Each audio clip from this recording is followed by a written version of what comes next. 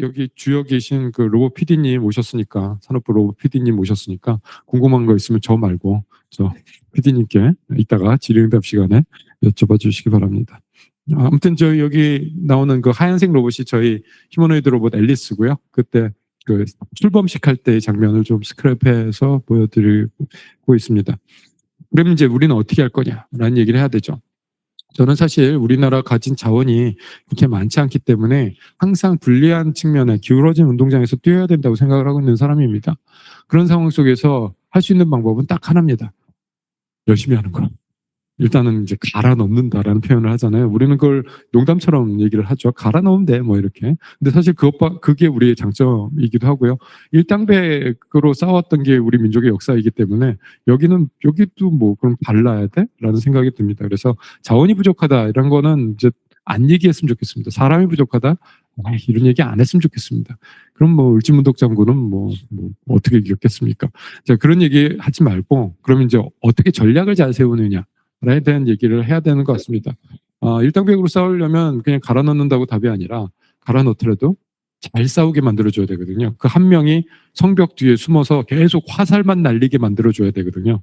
안 죽게. 99명이 죽을 때까지는 죽지 못하게 이렇게 만들어주는 게 중요한데 그러면 우리는 원팀 전략을 어떻게 만들 거냐라고 해야 됩니다. 뭐 갖고 있는 것들을 소중하게 다 써야 되고요. 효율적으로 써야 되고요. 그리고 이것이 분산되지 않게 다 시너지를 낼 수 있게 서로 도울 수 있는 구조를 만들어야 된다라고 생각을 합니다. 근데 또 우리나라 구도가 그렇게 나쁜 것만은 아닙니다. 왜냐하면 자원이 많습니다. 뭐 자원 없다며 라고 했는데 이렇게 보십시오. 디지털 세상으로 넘어와서는 석유가 중요 자원이 아닙니다. 우리는 데이터가 이제 가장 중요한 자원입니다. AI 시대가 되면서 더더욱 그렇습니다. 그래서 AI의 데이터, 즉 피지컬 AI로 넘어오면서 피지컬 AI 데이터는 뭐냐라고 반문을 드리는 거죠. 사람의 동작입니다. 사람이 움직이는 것. 이게 굉장히 중요하고요. 특히 손의 움직임, 이것도 굉장히 중요하고요. 결국 일하는 그 장면이 중요합니다. 근데 우리는 그런 일을 하고 있습니다. 그런 일을 안 하는 데가 세상이 천지빛깔이거든요. 우리는 옆에 공단이 있고 산단이 있으니까 너무나 당연하게 그런 일이 벌어지니까 그냥 흔한 공기처럼 느끼는데 이거 없습니다. 그리고 우리나라 군이 수가 얼마인지 아시지 않습니까? 프랑스군 숫자 얼마입니까? 영국군의 숫자는 얼마인가요? 그거에 비하면 어마어마하거든요. 그러니까 우리 비교 대상이 저기 쪽에 있는 사람들이라 우리가 없어 보이는 건데 아닙니다. 굉장히 큰 작업 현장들이 있습니다. 이게 데이터입니다. 그래서 이걸 빨리 로봇으로 가져와야 되는 게 숙명이고요. 이거 자칫 주춤했다가는 미국 로봇 들어오고요. 중국 로봇 쓸 수밖에 없는 상황이 몰립니다. 그렇게 되기 전에 빨리 움직여야 된다라고 생각을 하고 있습니다. 그래서 저희 이 로봇 좀 보여드리면서 좀 얘기를 좀 더 구체적으로 해보겠습니다. 이건 좀 자랑 좀 해도 되죠. 2018년입니다. 저희 평창올림픽 할 때 지금부터 올림픽 시작을 했는데 저희 그때부터 스킬을 태웠습니다. 그래갖고 이 휴머노이드 로봇이 스카빙턴 하는 모습을 그때 처음 보여드렸거든요. 이건 이제 연습하는 장면인데 이 빨간색, 파란색 사이 깃발 사이로 싹 가는 브레이크를 아직 안 만들어갖고 저 연구원이 브레이크를 세우고 있죠. 요때 저희 외신에 되게 많이 소개됐습니다. 한 100여 개 이상 왔어요. 그러니까 한국의 동계올림픽 갔더니 여기는 로봇이 스킬을 다 막 이래갖고 역시 한국은 달라. 뭐 이럴 때 그때는 이게 너무 자연스러웠어요. 모두가 자연스럽습니다. 2015년에 다파 로보틱스 챌린지 우승을 했던 그런 나라고 그러니까 한국에 가면 로봇을 잘해? 이게 너무나 당연했기 때문에 그렇게 크게 뭐 감동적이지는 않은 정도의 느낌이었어요. 그런데 지금 우리는 뭐죠? 이런 상황이 됐습니다. 그리고 그때 당시에 그 휴머노이드 로봇들이 다 지금까지 잘 살아남았으면 어땠을까 하는 아쉬움이 있었습니다. 저 때 스키 챌린지 할 때 같이 했던 팀이 8팀이었거든요. 우리만 한 게 아니었고 아쉽습니다. 근데 저희 연구실 A로봇은 그냥 꾸준히 계속했습니다. 그래서 저기 보이는 거는 로보컵이라는 자율 축구 대회에 계속 출전하고 있는 모습이거든요.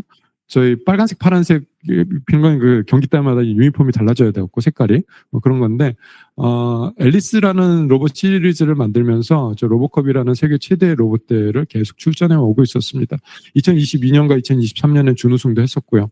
그리고 2024년에는 테크니컬 챌린지에서 우승도 했었고요. 그래갖고 꾸준히 성적을 내고 있고 뭐 인정은 받고 있습니다. 그리고 저 대회는 완전 자율이에요. 경기를 사람의 손을 타면 안 돼요. 모든 게 로봇이 알아서 해야 됩니다. 저 뒤에 사람이 있는 거는 넘어질 때 이제 잡게 해주는 거거든요. 근데 잡으면 퇴장이에요. 그럼에도 불구하고 비싸니까 잡아야죠. 다음 경기도 뛰어야 되는데 예선 4강에서 부서져 버리면 결승 어떻게 뜁니까? 뭐 이런 거가 있긴 합니다. 그런데 저 로봇 대회를 통해서 AI와 로봇 보행 능력 뭐 이런 것들을 계속 꾸준히 실력을 쌓은 게 참 다행이다라는 생각을 하고 있습니다. 이건 이제 2023년까지의 얘기입니다. 그러고 나서 휴머노이드가 폭발하기 시작을 했죠.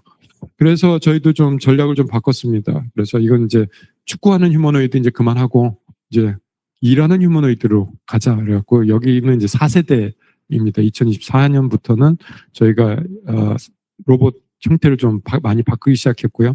그 다리도 보강하고 팔과 손도 보강하고 해서 일하는 형태의 휴머노이드 로봇을 만들기 시작을 했습니다. 그래서 이거는 처음 시도하는 건데 휴머노이드 로봇을 보실 때 이걸 한번 보세요. 너네도 저거 할 줄 알아? 라고 보시면 됩니다. 이게 그냥 제가 선정한 게 아니라 로봇 하는 사람들은 저런 걸 그냥 기초적으로 합니다. 만들면 저런 걸 해요. 일단 스쿼트부터 시켜요. 그래서 누군가 로봇 보여주면 이렇게 해보세요. 이거 스쿼트 하는 거 좀 보여주실 수 있어요? 그러면은 듣는 사람 긴장할 거예요. 이 로봇 좀 아시는 분인데. 왜냐하면 스쿼트 할 수 있다는 걸을 수 있다고 거의 동의어예요. 힘적인 측면에서 이거 한 100개 하면은 허벅지 든실하고만 뭐 이렇게 얘기가 되는 게 사람하고 비슷합니다. 그리고 이제 팔과 손을 조작해서 무언가를 할 수 있는가 그리고 균형을 잡을 수 있는가까지 하면은 저 로봇은 휴머노이드 로봇의 기초를 갖춘 거다라고 이제 판단하시면 좋습니다. 근데 저 정도는요 이제 다 해요. 저거 한다고 뭔가 자랑거리 절대 아닙니다. 그래서 저 정도는 그냥 기본 사양이다. 이제는 관심도 없다. 라고 봐주십시오. 하지만 만들면 해야 된다. 그리고 이제는 뭐가 관심 있느냐? AI죠. 피지컬 AI를 얼마나 녹일 수 있는가? 뭐 기계적인 성능은 이제 뭐 어느 정도 이제 계속 업그레이드 되는 건 당연한 거고, 그리고 피지컬 AI를 하기 위해서 데이터를 어떻게 다룰 수 있는가를 봐야 됩니다. 일단 이미테이션 러닝을 할 수 있는가? 사람이 움직이는 것을 딜레이 없이 레이턴시 없이 그대로 쫓아갈 수 있는가? 그리고 그 동작이 시뮬레이터 안에서 동일하게 작동하는가? 이 세 가지가 동일하게 작동돼야 우리가 비로소 데이터를 쌓을 준비가 된 겁니다. 그래갖고 사람들이 하는 동작을 로봇화 시키는 능력을 갖춰야 그래야 비로소 휴머노이드 로봇에 이제는 근접할 수 있다. 뭐 휴머노이드 로봇이다라고 불릴 수 있다라고 생각하고 있습니다. 이 장면은 테슬라라든가 유니트리는 이미 하고 있었던 거죠. 아까도 보여드렸지. 테슬라는 2023년에, 유니트리는 2024년에 초반에 했고요. 저희는 2024년 후반부부터 이제 하기 시작을 했습니다. 그리고 2025년부터는 저 시뮬레이터, 저 엔비디아로부터 받은 거거든요.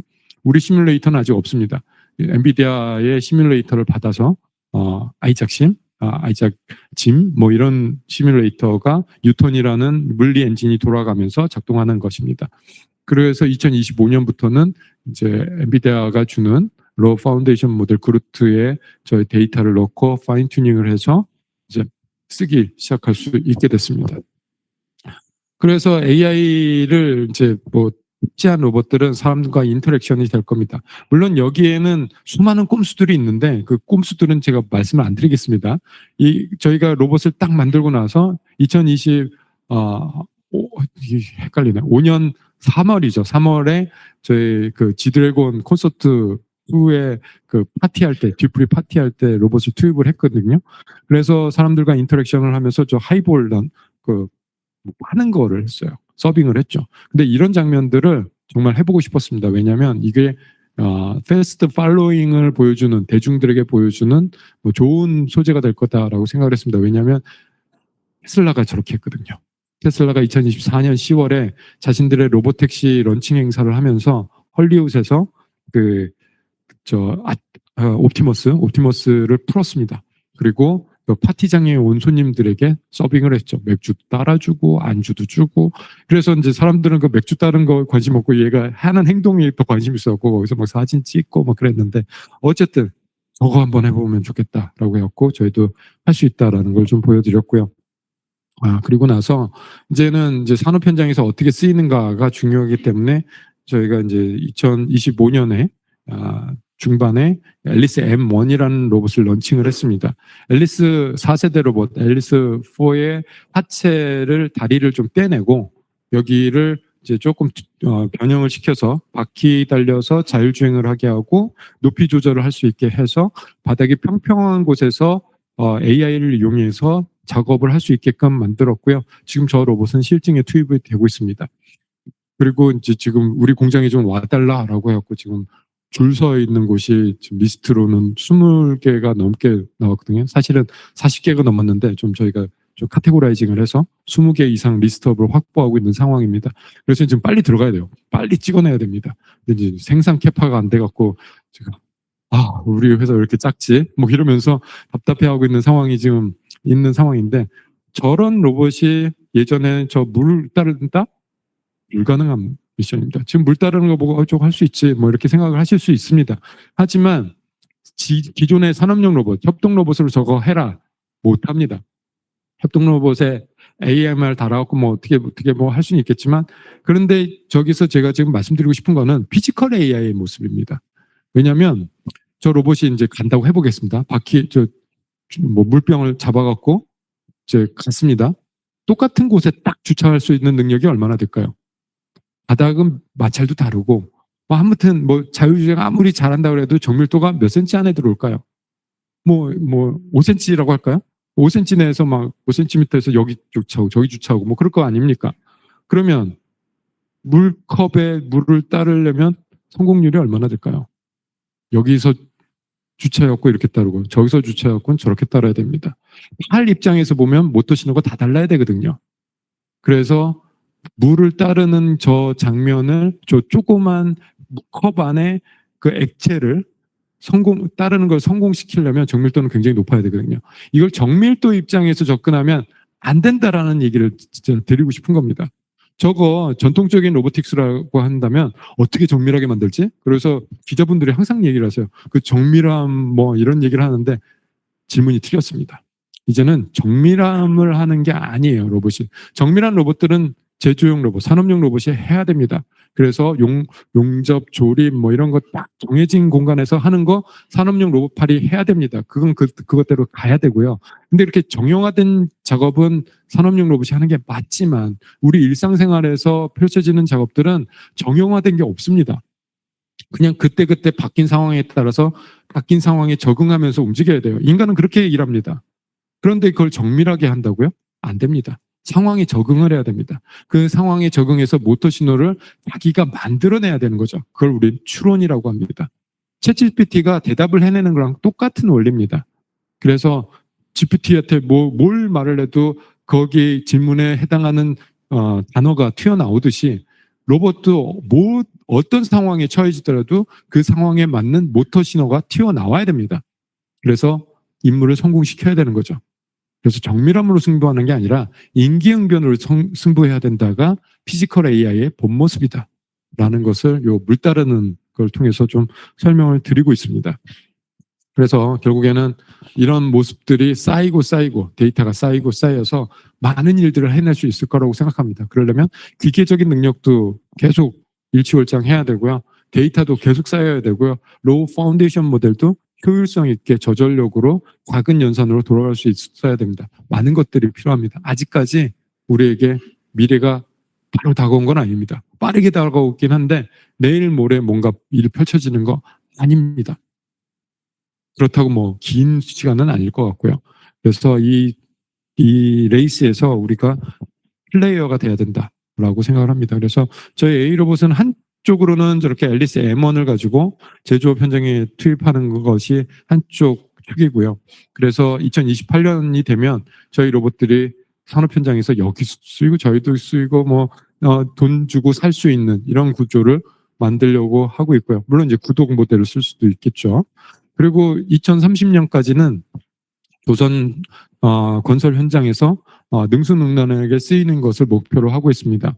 그래서 지금 산업부와 같이 프로젝트를 하고 있는 것도 있고요. 그리고 저 장면을 저 오른쪽에 있는 저 비디오를 그 젠슨왕 CEO가 픽업을 하셨어요. 그 요번 CES 기조연설 때 저 영상이 쓰이더라고요. 그리고 저희 깜짝 놀랐습니다. 그리고 A 로봇 로고도 나오고 그러고 뭐야? 뭐지? 내가 지금 뭐 보고 있는 거지? 뭐 현장에서 그랬는데 물론 이제 현장에는 없었어요. 저도 이제 전시 부스 차리고 이제 손님들 맞이해야 되니까. 그런데 막 지인들로부터 계속 막 카톡이 막 날라오더라고요. 갑자기. 너네 로봇 나왔어 지금 뭔 일이야? 막 이러면서. 아무튼 조선 현장에 들어가기 위해서 저희는 단계별로 진입할 겁니다. 조선과 건축은 느낌이 비슷합니다. 하는 로봇 입장에서 보면 하는 일이 비슷하기 때문에 같은 섹터로 묶었고요. 그래서 지금 밑에 보이는 게 이제 단계인데 쉬운 일부터 어려운 일까지 좀 단계를 잡고 그 계획을 세웠습니다. 그래서 1단계, 2단계, 3단계, 4단계로 가면서 그 기술을 점점점 업그레이드 시키는 이런 전략을 좀 삼고 있습니다.